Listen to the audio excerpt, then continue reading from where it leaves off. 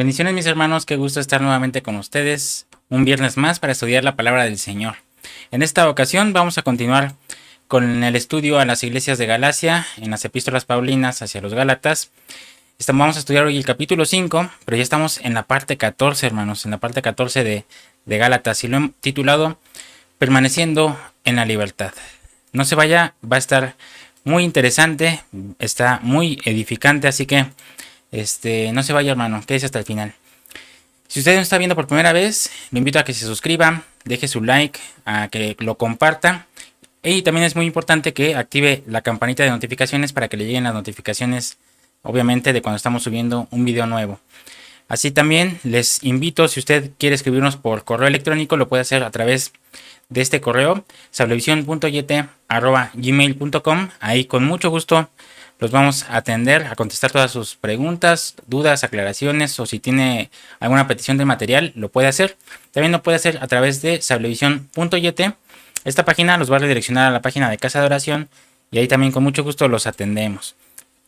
Si usted quiere recibir, tenemos por escrito todo el compendio de los traslados, así que si usted lo quiere recibir gratuitamente, escríbanos a ese correo que le puse hace ratito y con mucho gusto se lo mandamos. Estamos trabajando ya en nuevos escritos, también ya están ahí, cuando estén saliendo del horno se los hacemos llegar también gratuitamente, pero les haré un anuncio antes de que esté listo para que ustedes sepan y nos escriba al correo que les pongo en pantalla. No escriban los correos en los comentarios para que no queden expuestos. Mejor escríbanos directamente al correo que les pongo aquí al principio. Y ahí con mucho gusto les vamos a ir diciendo cuando ya esté listo el siguiente, que es Apocalipsis. También estamos trabajando en los nuevos audiolibros, así que suscríbase, hermano, va a ser de mucha bendición para su vida. Si usted quiere recibir mucho material bíblico, pues este es su canal. Le damos gracias a Dios que el Señor ya nos ha permitido ya varios años desde que iniciamos. El día miércoles cumplimos 6 años. Gracias a Dios que nos permitió o nos permite seguir con este proyecto en esta plataforma en YouTube. Y le damos gracias a Dios que nos permite todos los medios, ¿verdad? Y gracias a todos ustedes también que han estado día a día, año con año, también aquí, todos ustedes que están suscritos, también es un cumpleaños para ustedes. Así que, pues, muchas felicidades por estar aquí y muchas gracias por seguirnos en estas temporadas, ya 6 años. Y le pedimos al Señor que nos permita muchos años más. Así que pues mis hermanos, sin más, reciban un enorme saludo a todos los que se van conectando. Estamos en grabación, pero en el área de comentarios estamos completamente en vivo, así que usted ahí escríbanos, ahí estamos también contestando en vivo, hoy viernes. Si usted nos ve otro día que no sea viernes a las 7:04, pues ya no estamos en vivo, pero si usted nos está viendo en viernes, estamos aquí en vivo en los comentarios. Sin más, hasta se me fue el aire. Sin más comentarios, sin más saludos, sin más anuncios, vamos a iniciar. Prepare su Biblia, su corazón y su cuaderno, su pluma. Vamos a iniciar con este tema, permaneciendo en la libertad. Gálatas parte 14 ya, vamos en el capítulo 5. Pues acompáñeme, vamos iniciando a Gálatas 5:1. Estad pues firmes en la libertad con que Cristo nos hizo libres, y no estéis otra vez sujetos al yugo de la esclavitud. He aquí, yo Pablo os digo que si os circuncidáis, de nada os aprovechará Cristo. Y otra vez testifico a todo hombre que se circuncida, que está obligado a guardar toda la ley. De Cristo os desligasteis, los que por la ley os justificáis, de la gracia habéis caído. Pues nosotros por el Espíritu guardamos por la fe la esperanza de la justicia. Porque en Cristo Jesús ni la circuncisión vale algo, ni la incircuncisión, sino la fe que obra por el amor. Ahora Pablo, hermano, hace un énfasis en que permanezcamos firmes en la libertad con la que Cristo nos hizo libres. Nosotros debemos permanecer en la libertad con la que Cristo nos hizo libres, nos libertó, porque Él pagó un precio por nuestra libertad. El Evangelio, hermano, es una buena nueva, es una buena noticia. Y esa buena noticia es que fuimos libertados en Cristo Jesús por medio de su sangre. Y ahora Pablo nos está enseñando que nosotros tenemos que permanecer en esa libertad y no volvernos a sujetar al yugo de esclavitud. El Señor ya nos hizo libres, pero ahora de nosotros constan permanecer en esa libertad y no regresar a ese yugo de esclavitud. Pablo estaba hablando específicamente en el contexto de lo que era la salvación por fe y la salvación por obras que proponían los judaizantes. Y Pablo les está diciendo que no es por obras, que es por fe. Luego les dice que si se circuncidan, de nada les va a aprovechar Cristo, tratándoles de decir que el que quiere cumplir la ley está queriendo ser justificado por la ley y por ende pues no le aprovecha nada a lo que hizo el Señor Jesucristo por nosotros, porque se quiere sujetar bajo la ley. Leamos nuevamente el versículo 3. Y otra vez testifico a todo hombre que se circuncida, que está obligado a guardar toda la ley. De Cristo os desligasteis, los que por la ley os justificáis, de la gracia habéis caído. Y la razón por la que está obligado a guardar toda la ley es porque el que se circuncida de Cristo se desliga. Aquí nos lo dice muy claramente, el que se circuncida de Cristo se desliga. Y los que se justifican con la ley, pues caen de la gracia. Ahora Pablo pone una línea profética donde dice, o estás en la gracia con Cristo Jesús, o estás en la ley sin Cristo. Fíjese qué fuerte, ¿verdad? El estudio pasado, hermano, decíamos que la gracia tiene que ver con el espíritu y la ley con la carne. Y esto va a continuación, o sea, esto continúa lo que estuvimos estudiando la vez pasada. Versículo 5. Pues nosotros por el espíritu aguardamos por la fe la esperanza de la justicia. Entonces ya no estamos en la carne, ¿verdad? O ya no deberíamos estar en la carne, sino en el espíritu, que es por fe y caminar en la gracia, porque somos hijos de la libre. Entonces, como hijos de la libre, hijos del monte Sión, hijos de la promesa, pues tenemos que caminar en la libertad y esperar la esperanza. Y esa esperanza que estamos esperando es la esperanza bienaventurada. Y esta la encontramos en Tito 2:13. Acompáñenme a Tito 2:13. Aguardando la esperanza bienaventurada y la manifestación gloriosa de nuestro gran Dios y Salvador Jesucristo. Nosotros, hermanos, estamos aguardando la esperanza bienaventurada. Y esa esperanza bienaventurada es nuestra parusía, hermano. La esperanza bienaventurada es nuestra parusía. Y la manifestación gloriosa de nuestro Dios es la epifanía. Entonces va a haber una venida secreta, un advenimiento en secreto, que es la parusía, y un advenimiento público. Esa es la manifestación gloriosa o la epifanía. Son dos cosas diferentes, hermano. Y nosotros estamos aguardando la esperanza bienaventurada, ¿verdad? Nosotros queremos ver al Señor en secreto, no en público, ¿verdad? Cuando todo ojo lo vea. Por eso dice Gálatas 5, por el Espíritu aguardamos por la fe la esperanza de la justicia. Ahora, acompáñame al versículo 6. Gálatas 5:6. Porque en Cristo Jesús ni la circuncisión vale algo, ni la incircuncisión, sino la fe que obra por el amor. Ahora encontramos un secreto de la fe, hermano. Y es que la obra o la fe obra por el amor. Entonces, cuando el amor de Dios está sobre nosotros, ese amor nos está llevando a creer, nos lleva a la fe. Acompáñeme a Romanos 5:5. Romanos 5:5. Y la esperanza no avergüenza, porque el amor de Dios ha sido derramado en nuestros corazones por el Espíritu Santo que nos fue dado. Dice que el amor de Dios ha venido sobre nosotros, dado por el Espíritu Santo. Amén. Cuando el Espíritu Santo viene sobre nosotros, lo primero que va a pasar es que nos va a dar amor. En medio del parto gemelar es que vamos a ser ministrados por el amor de Dios.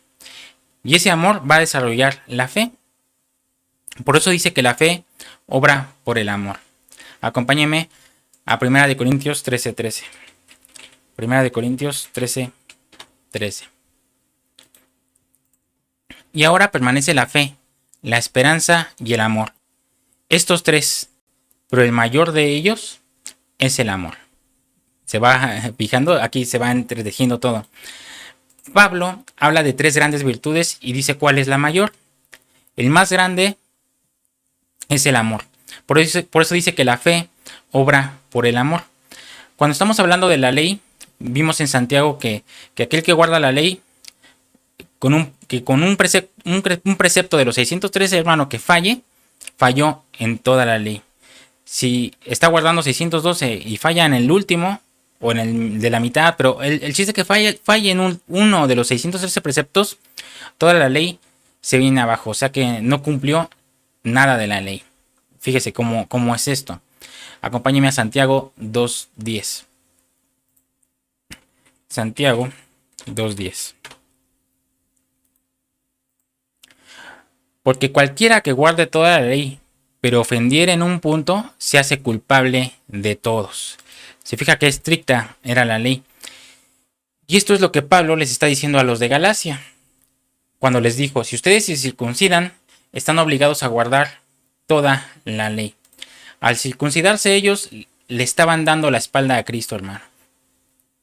Y ahora se revela el propósito de la falsa doctrina. El propósito de la herejía, no importando cuál sea, como se llame esa herejía, el propósito es desligarnos de Cristo. Porque si usted se fija, dice ahí que si se circuncida o guarda la ley, se desliga de Cristo. Vamos a leer Gálatas 5.2 nuevamente. 5.2. He aquí, yo Pablo, os digo que si os circuncidáis, de nada os aprovechará Cristo. Y me brinco al versículo 4. De Cristo os desligasteis, los que por la ley os justificáis, de la gracia habéis caído.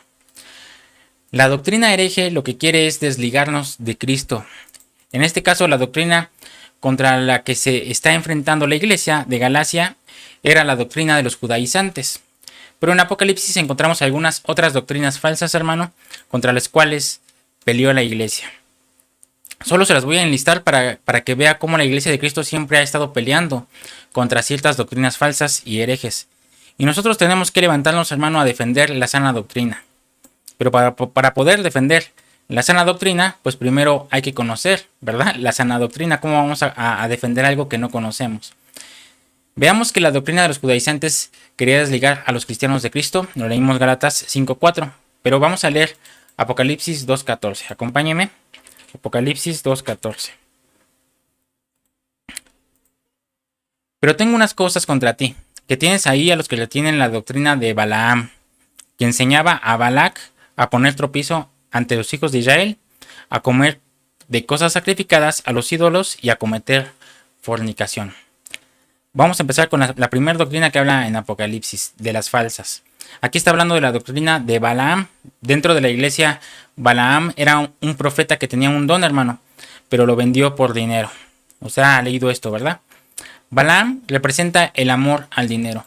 Y esta doctrina de Balaam estaba en la iglesia de Pérgamo. Y tristemente también en la iglesia de hoy. Porque hoy circula mucha doctrina que solo enseña amor al dinero, hermano. Pura prosperidad y pura frivolidad.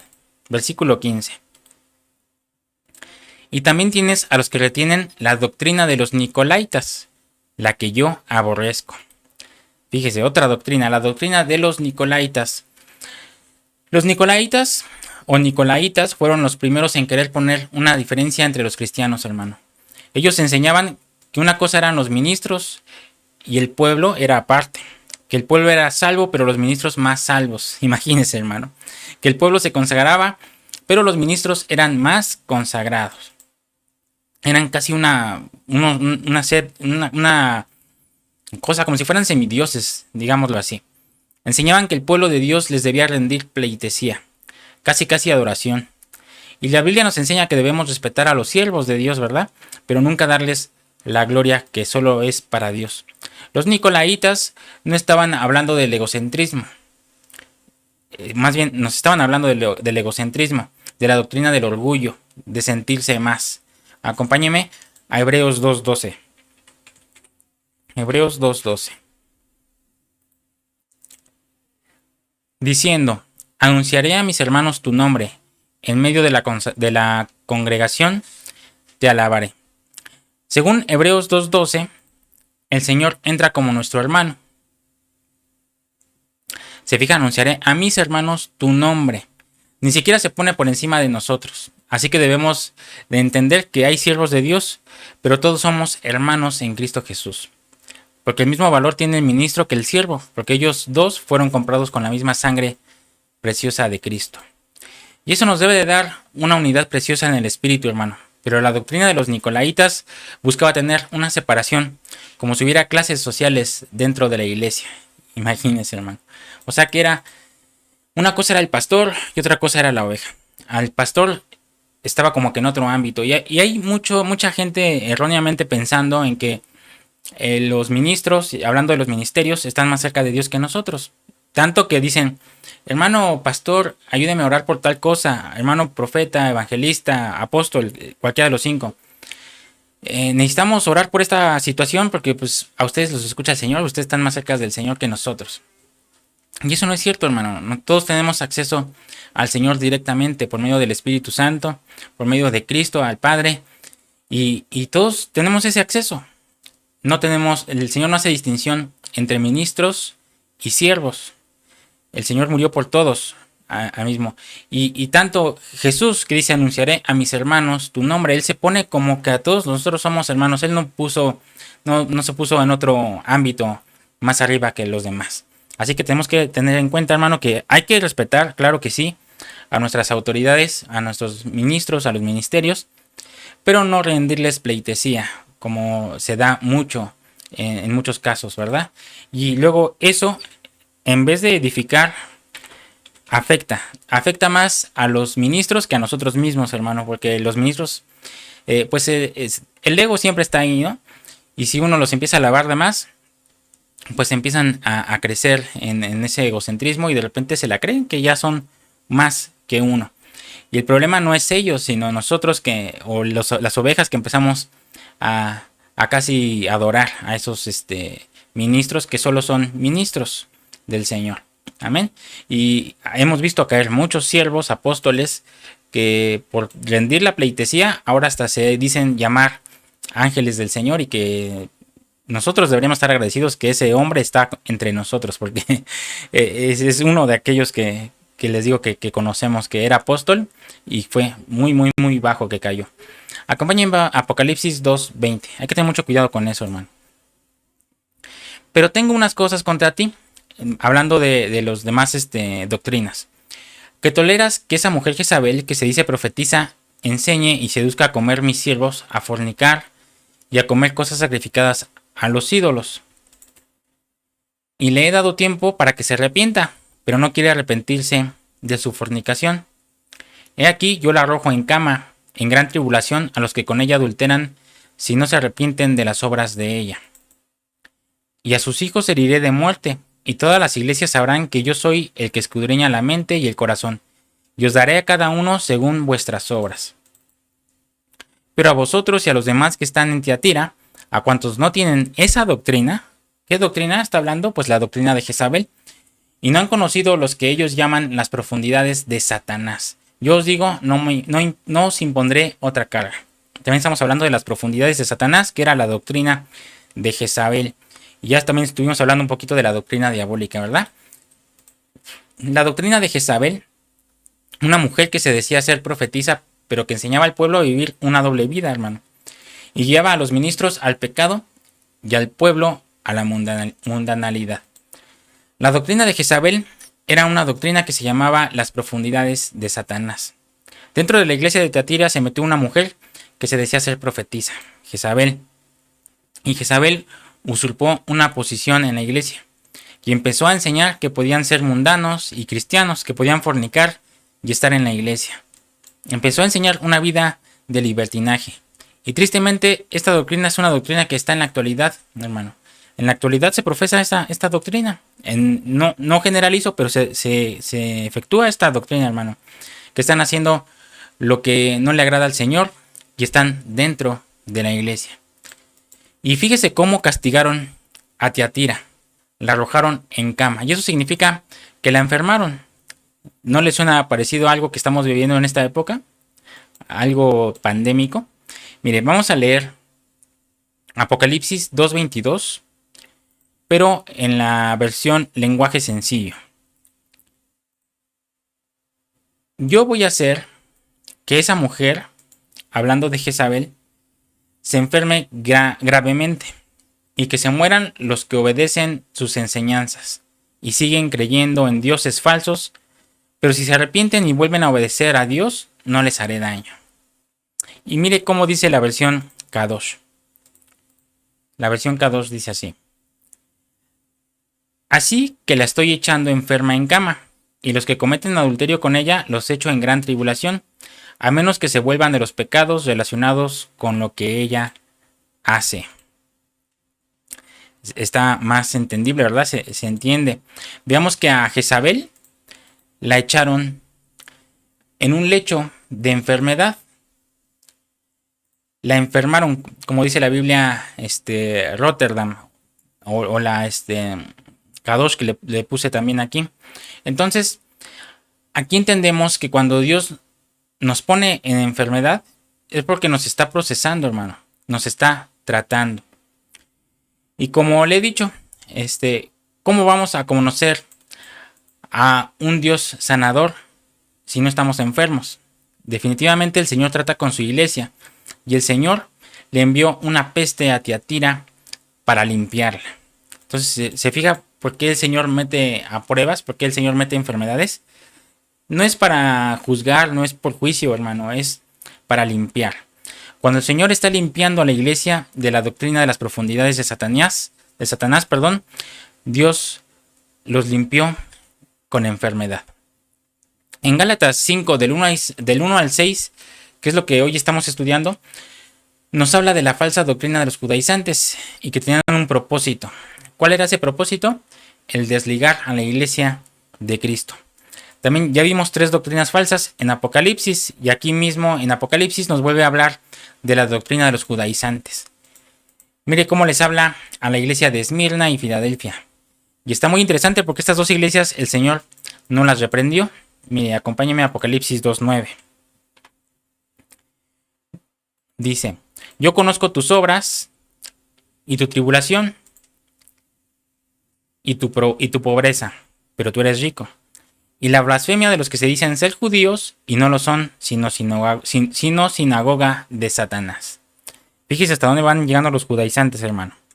Desde el tiempo de Galacia hasta Apocalipsis, el tiempo de Juan. Apocalipsis 3:9. He aquí yo entrego de la sinagoga de Satanás a los que se dicen ser judíos y no lo son, sino que mienten. He aquí yo haré que vengan y se postren a tus pies y reconozcan que yo te he amado. Hablando de la iglesia novia, hermano. Hará que esos judaizantes vayan y se hinquen, se postren a sus pies. Esos judaizantes, hermano, contra los que Pablo peleó en Galacia, seguían vivos en Apocalipsis. Y eso quiere decir que la defensa de la fe va a avanzar. Recuerda que la carta a las iglesias de Galacia fue escrita aproximadamente del 55 al 56 después de Cristo. Y después encontramos el Apocalipsis, que fue escrito en el año 95 después de Cristo. Quiere decir, hermano, que pasaron 40 años entre lo que se fue escrito hacia los de Galacia y lo que escribió Juan a las 7 iglesias. Sin embargo, los judaizantes seguían vivos en Apocalipsis. Fíjese, hermano, 40 años de herejía. Nuestro Señor quiere que la iglesia siempre presente defensa de su fe. Que la iglesia pueda testificar de la esperanza que tiene. Y eso nos lo dice el apóstol Pedro en 1 de Pedro 3:15. Acompáñenme ahí. 1 de Pedro 3:15. Sino santificad a Dios el Señor en vuestros corazones y estad siempre preparados para presentar defensa con mansedumbre, y reverencia ante todo el que os demande razón de la esperanza que hay en vosotros. Nosotros tenemos que santificar a Dios en nuestros corazones, hermano, estando siempre preparados para presentar defensa, pero con mansedumbre y templanza y reverencia. Quiere decir que el cristiano no se pone a alegar o a pelear, porque la doctrina es para edificar, hermano, no es para contender ni para pelear. Y como lo hemos dicho, la Biblia se expone, mas no se impone. Todo lo que estamos hablando en estos estudios, hermano, es una exposición, no es imposición. Es para edificación de la iglesia. Si a usted le edifica, adelante, tómelo. Pero si usted siente que no le edifica, hágalo a un ladito, no pasa nada. Aquí no estamos para contender ni para imponer nada. Nuestra función no es para ponernos a defender o a contender nuestros puntos de vista, hermano. Si alguien quiere aprender y nos pregunta, pues es el momento de presentarles la doctrina. Así que si no nos preguntan, pues obviamente no nos podemos poner a contender, ¿verdad? Pablo peleaba por defender la sana doctrina, pero con mansedumbre y respeto y reverencia. Acompáñeme a Judas 3. Judas 3, digo 3 porque solo es un versículo. Un capítulo. Entonces sería erróneo decir Judas 1:3 porque solo tiene un capítulo. Así que vayamos al versículo 3 de Judas. Amados, por la gran solicitud que tenía de escribiros acerca de nuestra comunión, de nuestra común salvación, me ha sido necesario escribiros, exhortándoos que contendáis ardientemente por la fe que ha sido una vez dada a los santos. Debemos contender ardientemente. Pero ese contender, hermano, no es pelear en la carne. En el original esa palabra contender es una palabra griega que se pronuncia epaginosai. No, perdóneme, mi griego no es bueno. Epaginosai. Y quiere decir luchar ardientemente, no contender. Pero como vamos a pelear por una fe que no conocemos, ¿verdad?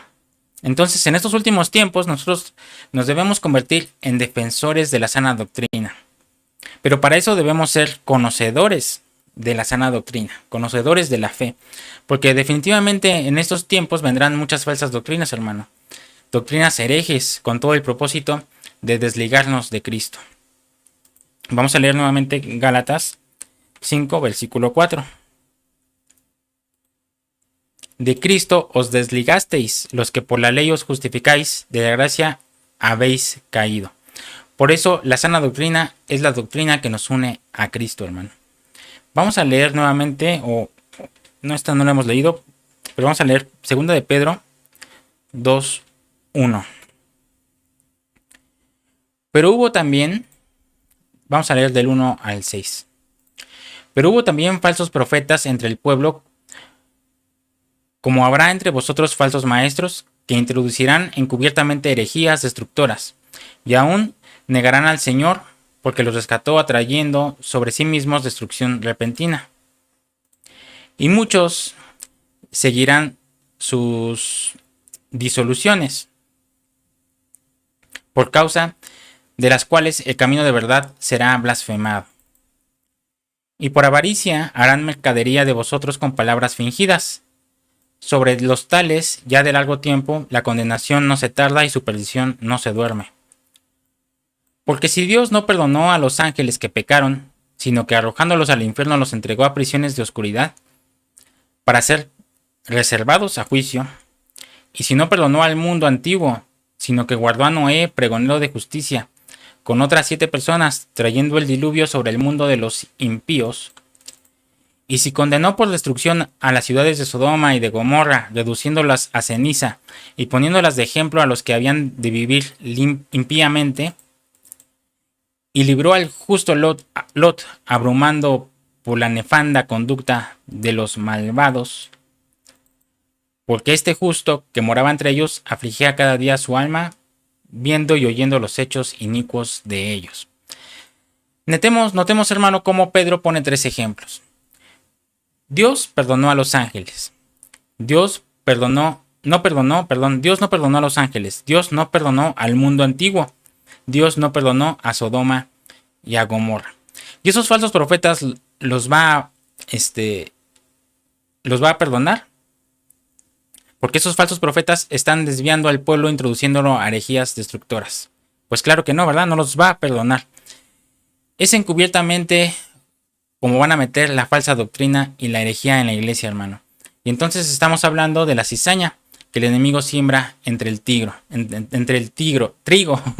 Me trabo, hermano. Acompáñeme a Mateo 13:24. La cizaña es sembrada entre el trigo. Tres trigos tragaban trigue. Tres trigos tragaban trigue. Escúchame. 13:24 de Mateo. Porque este justo que moraba entre ellos. No, y se trabó el programa de los textos. Pero no se preocupe, ahorita lo arreglamos. Váyame usted buscando Mateo 13:24. En lo que se soluciona el programa de los textos. Digo que cuando se empieza a poner más interesante es cuando empieza a fallar este programita.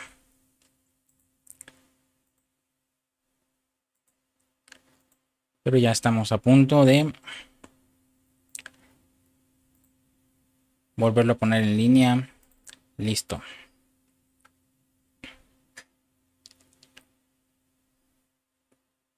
Listo, ya quedó.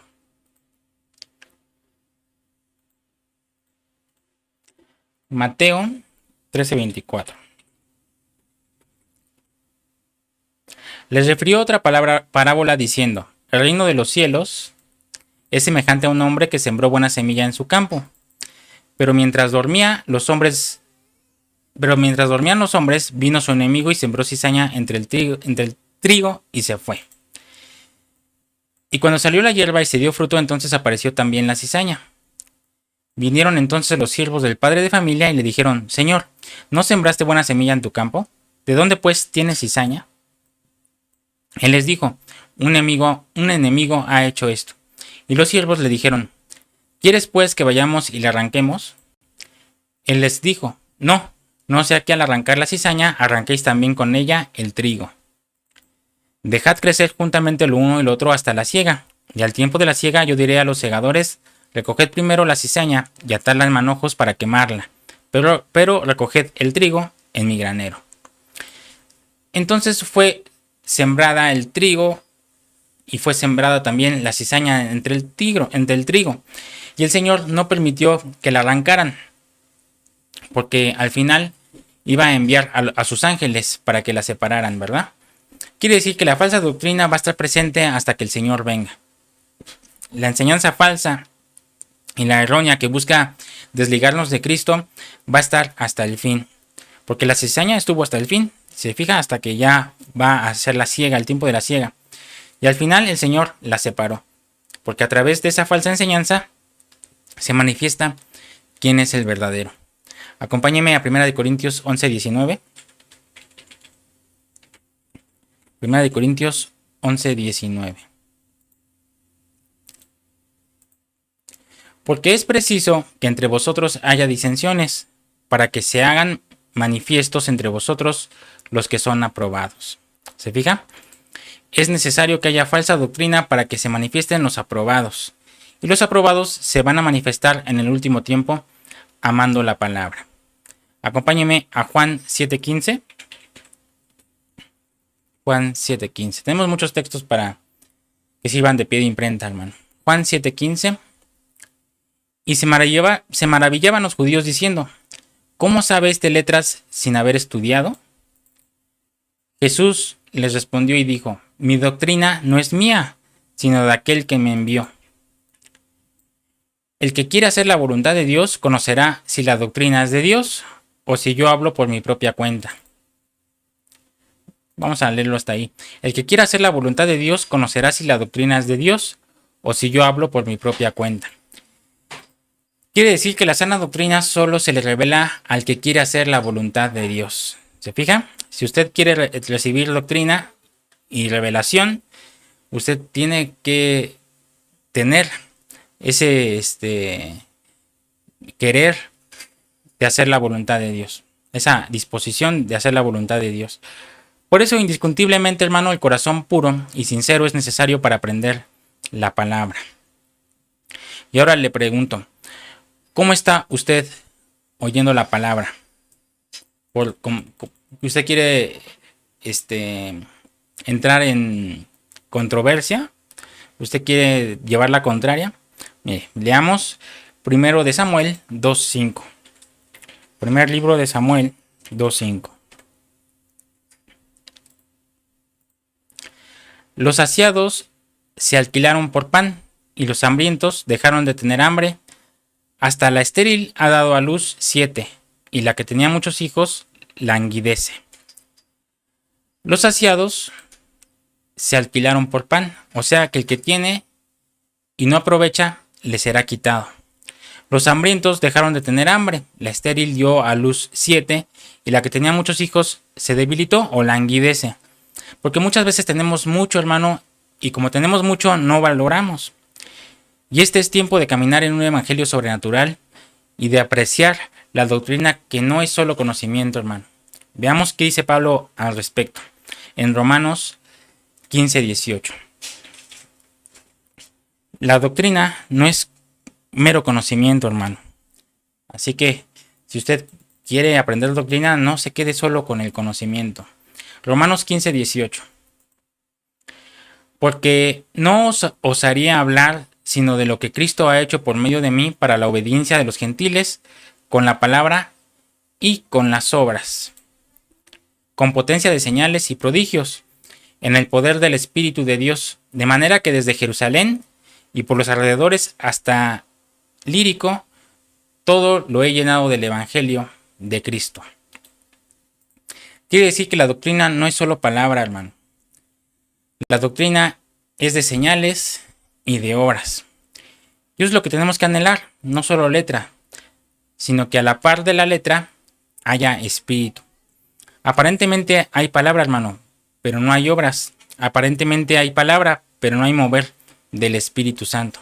Y tiene que ser de los dos. Acompáñeme a 1 Corintios 2:4. 1 Corintios 2:4. Y ni mi palabra ni mi predicación fue con palabras persuasivas de humana sabiduría, sino con demostración del Espíritu y de poder, del Espíritu Santo y de poder, para que vuestra fe no esté fundada en la sabiduría de los hombres, sino en el poder de Dios. Se fija, nuestra fe no debe estar cimentada en la sabiduría de los hombres. Acompáñeme ahora a Hebreos 2:2.